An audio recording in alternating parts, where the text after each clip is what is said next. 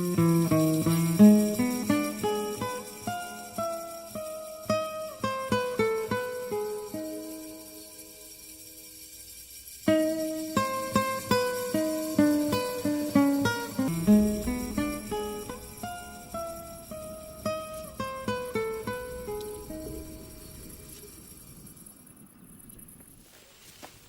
a des rendements en huile essentielle moins élevés ici, particulièrement à Ferrassières, que d'autres régions comme Valensole, parce qu'on a des sols globalement moins riches, donc les rendements sont moins élevés. Donc il a fallu qu'on trouve une autre porte de sortie. C'est comme ça qu'on s'est axé tout naturellement vers la production de fleurs, de bouquets. On est obligé de trier dans le champ les tiges les plus longues pour faire les bouquets.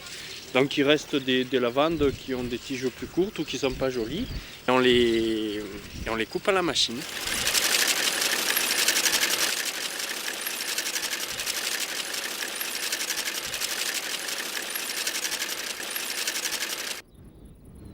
Cette année, je vais faire à peu près 25 000 bouquets.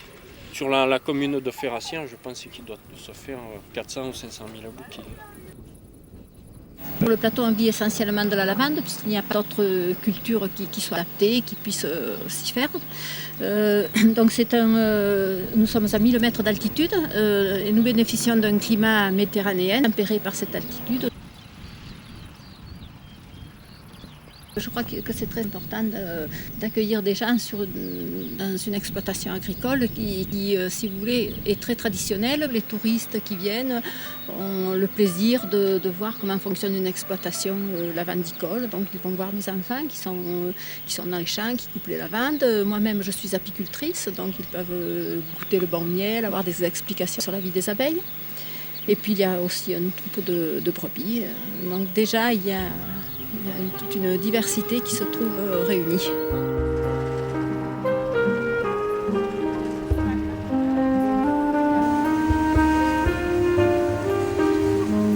En 1972, quelqu'un m'a emmenée ici quand j'étais étudiante et j'ai vu un champ de lavande pour la première fois. C'était éblouissant.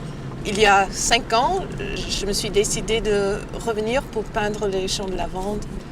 C'est très intime comme paysage et chez moi, c'est les États-Unis au Colorado. C'est plutôt les espaces très vastes. C'est le champ que je peins depuis plusieurs jours pour capter la lumière du matin. Oui, c'est beaucoup plus bleu en ce moment.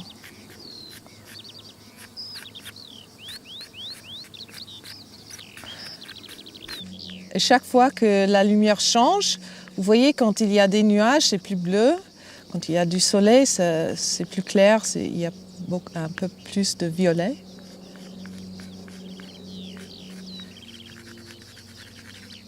On entend les alouettes, on entend les abeilles. Je me sens bien ici et je crois que la façon de vivre est très belle. C'est stimulant, mais ça calme en même temps. Et même l'odeur, c'est pareil. La couleur et l'odeur, ça a cet effet pour moi et pour les autres. Les Indiens Navajo ont une prière. La beauté devant moi, la beauté derrière moi, la beauté à gauche, la beauté à droite, en dessus et en dessous. C'est ça quand je suis dans ce pays.